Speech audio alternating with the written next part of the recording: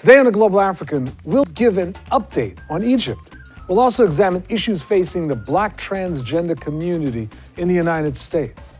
That's today on The Global African. I'm your host, Bill Fletcher. Welcome back, and thanks for joining us today. Following the death of 13 leading members of the Muslim Brotherhood in Cairo, Egypt, the organization has called for a mass uprising. The deaths were almost certainly at the hands of the Egyptian police, and the killings are yet another chapter in the fight for power between the Muslim Brotherhood and Egypt's current government. We're now joined with our guest, Sharif Abdel Kouddous, who's an independent journalist based in Cairo. He's a correspondent for the TV radio program Democracy Now! And a fellow at the Nation Institute. Sharif, welcome to The Global African. Thank you for having me, Bill. So, Sharif, in brief, the current situation, there were various leaders from the Morsi administration who have been jailed and condemned, but there's also been a spate of other condemnations of activists, protesters, who have challenged the current administration. So could you just, how should we understand the situation? Well, Egypt's being controlled by a regime that is growing increasingly authoritarian, increasingly statist, and increasingly repressive. And so we've seen, as you mentioned, the main political opposition group, the Muslim Brotherhood, be the main victim of this repression.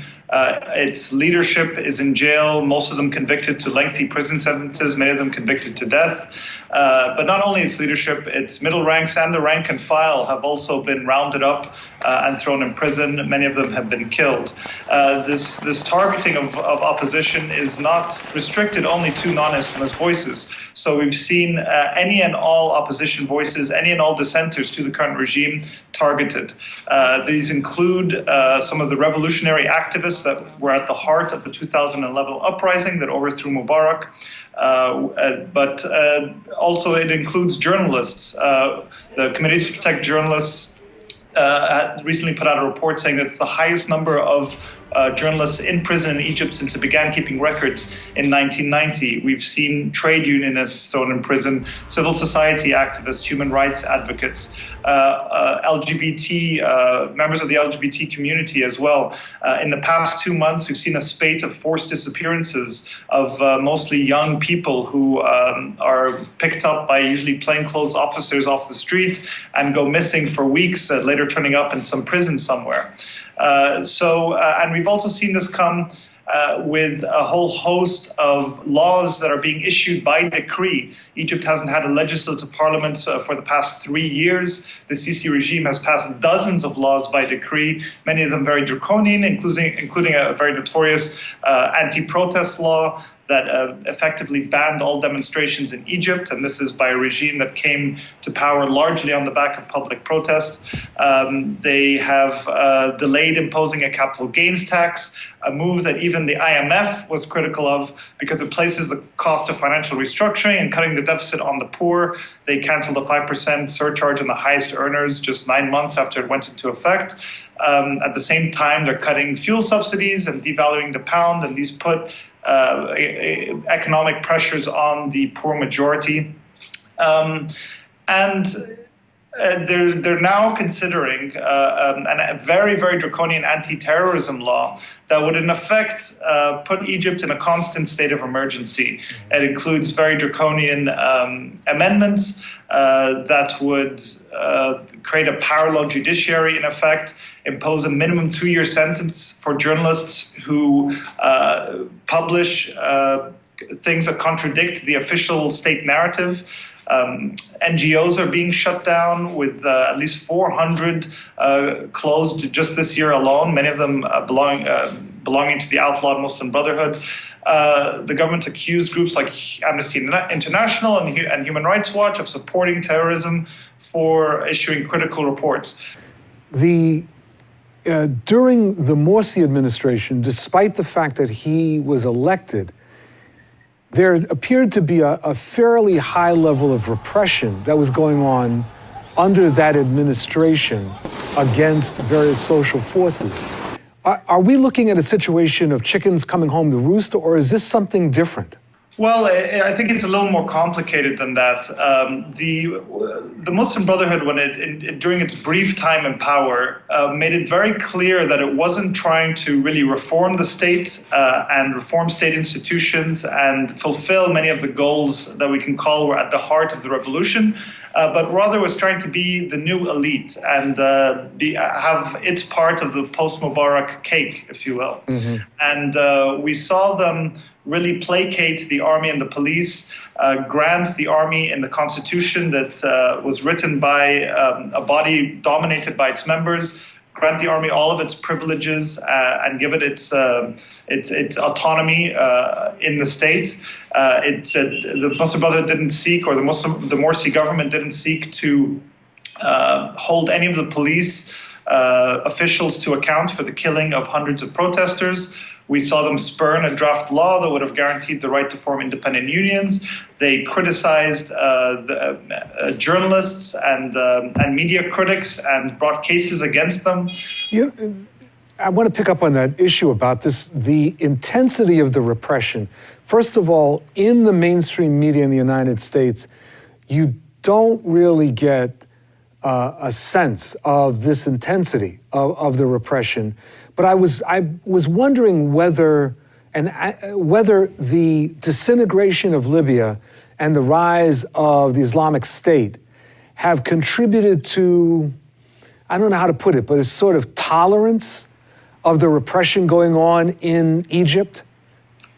Yeah, I would agree with that. I think the disorder in the Middle East and in the region, with Libya basically collapsing, with the civil war in Syria, with what's happening in Yemen, there's, the regional disorder is a very big factor. You hear that a lot in the local media and states. And statements by regime officials saying, at least we're not like Syria or Libya, justifying these kinds of crackdowns domestically. Abdel Fattah al-Sisi came to power on the promise of bringing order and stability to Egypt, and the war on terror was really his raison d'etre. And, he came on the promise of eradicating the Muslim Brotherhood and eradicating all types of militant threats. And despite this state repression and very draconian laws that are being put forward, the level of militancy is only increasing. And so we'll have to see how this plays out. The opposition you mentioned is divided. First of all, why? And second, are there any efforts at building some sort of united front against this period of repression?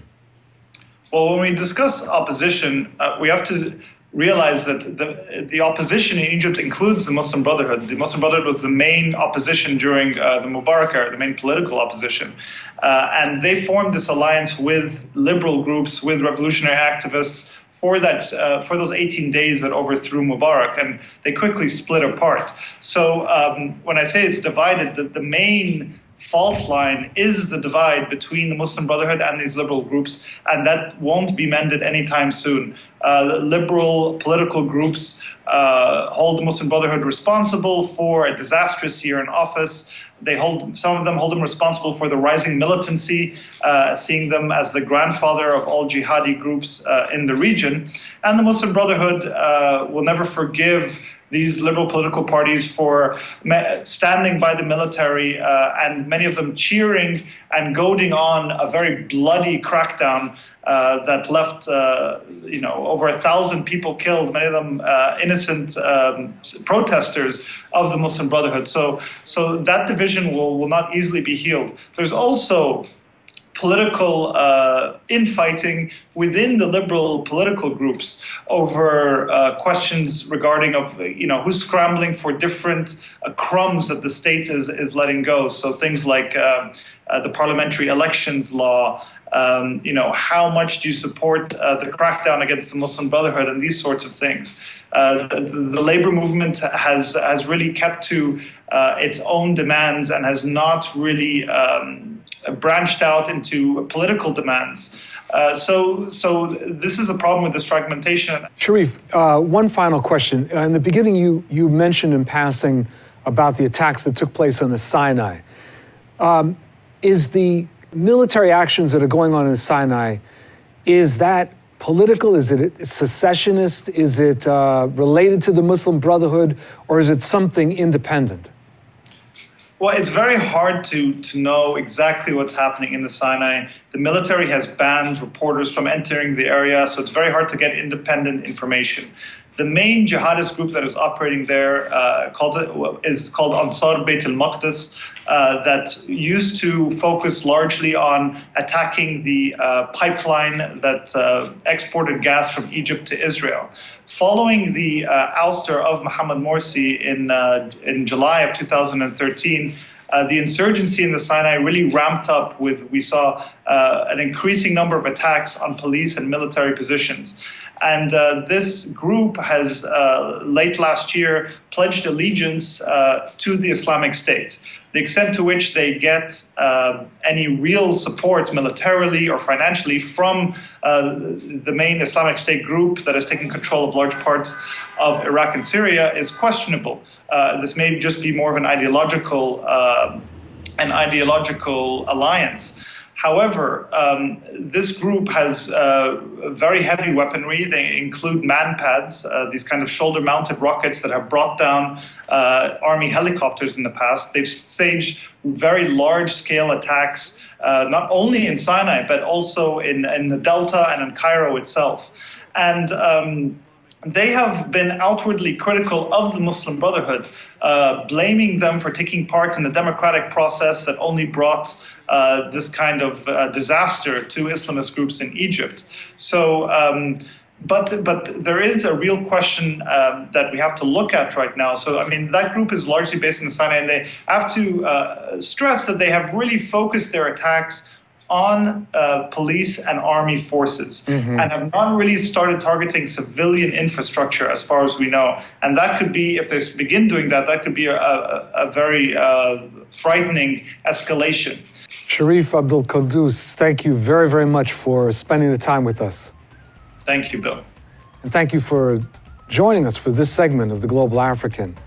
And we'll be back in a moment. The term transgender is one that is frequently mentioned in the mainstream media these days. Ever since Olympian legend and Keeping Up with the Kardashians star Bruce Jenner underwent a very public gender transition, the conversation has shifted and people are generally more open to dialogue on this once taboo subject. Jenner, whose name is now Caitlyn, made her debut on a highly publicized issue of Vanity Fair. On the cover, she was wearing makeup and a corset, and throughout the spread, she depicted the life of a fabulous and happy woman. However, life as transgender is not as glamorous as the one portrayed through the lens that is following Caitlyn. The transgender community faces high levels of unemployment and poverty. They experience discrimination in all aspects of life, and they especially face violence, particularly transgender men and women of color. Within the first 2 months of this year alone, 7 transgender women of color were murdered, and that is just based on what was reported by the authorities. So despite what the media is showing today, what is life really like as a transgender person? Specifically, life as a Black transgender woman. That is what we will discuss on this segment today. So stay with us. We're joined by Monica Yorkman, who is a Black transgender woman from Baltimore, Maryland. She's known as one of the city's most prominent transgender activists and is the founder of Sisters of the T, an independent network of transgender women who believe that self-empowerment is the key to their solutions. Welcome to The Global African. Was there a moment when you realized, I've got to do something? I can't continue going on this way. Only in the sense that I think there was a moment of self-realization when I realized that my outsides really weren't matching my insides. And only in the sense that I had really gone as far as I could pretending to be a man. Because There's certain advantages in living this world as a male. There are. But there's certain disadvantages too, because there's a part of me that felt like a hypocrite. Because there were friends who knew for a long time that I wasn't this male that I was pretending to be. I had a best friend who told me I was in the closet with the door open. Okay, so there were people who knew. And some of them were my students because I was working in education. And so there was a point where I had to take stock of all that and ask myself, are these advantages really worth it? You know, and so there was a point where I had to decide how I was going to spend the rest of my days, because at some point you have to take stock of your life. And I had to decide what I was going to do with the rest of my life. If I was going to live the rest of my life perpetrating, or if I was going to live the rest of my life true to myself. And I know fear played a part of it because there's a risk of losing everything. You know, and so that's one of the risks that comes along with transition. You run the risk of losing everything. I did lose a job behind it. You know, but the truth is I gained a peace of mind, and I gained a self-confidence. I can't say I gained self-worth because I've always been worth something, but I've gained the self-confidence that I frankly wouldn't trade for anything. You were talking earlier about harassment. How does it play out? In this city, harassment plays out, especially for trans women of color, at the street level, especially with men, especially with Black men, and even with law enforcement. You know, and one of the most disappointing parts is with law enforcement, because what happens is it leaves us in a situation where we're not supported. And that creates an increased level of danger. You know, imagine being in a situation where you're going about your everyday business. I had a situation where I was leaving a market after going shopping, and I noticed that a man was following me. And so I'm forced to make a quick decision. It was an uncomfortable decision to try and find a way to flee or to stop and fight. I mean, you're talking about the ultimate fight or flight situation, because the other option was to call the police. And my history is taught me that calling the police doesn't work out well for me. You know, I've had situations in the past where I've called the police to ask for help, and the police ended up accusing me of things or just not being a help at all. You know, or I had a situation where I called the police and I was fighting with the man and the police arrested me. So there are situations where the police actually make matters worse. You know, and then there are also potentials for police to engage in their own forms of misconduct and harassment. So it's a no-win scenario. And so that creates an additional level of danger. It's an additional level of danger that often perpetrators know. And so that makes them more dangerous. If they know that, the potential victim, such as myself, has no help from the police, then that kind of gives them free rein to do what they want. My daughter asked me why won't I carry a weapon. She's asked me at least carry a knife, and I told her I wouldn't because I'm afraid it would actually escalate violence against me. One of the things that I came across was about suicide rates in the transgender community. And I wondered if you could talk some about that and what support that exists for members of the transgender community. Well, consider what I've told you so far. There's no support from law enforcement. There's street-level harassment of all kinds. And there's very little support from families. I'm a rare case. In most cases, there isn't support from families. In fact, most of us have been put out by our families and rejected by our families. There's very little unity between transgender women and other women and biologically born women. And in our community, we call them cisgender women. You know, so what happens is there's very little sisterhood, even though we're victimized in a lot of cases by the same men. So what happens is it creates these isolations.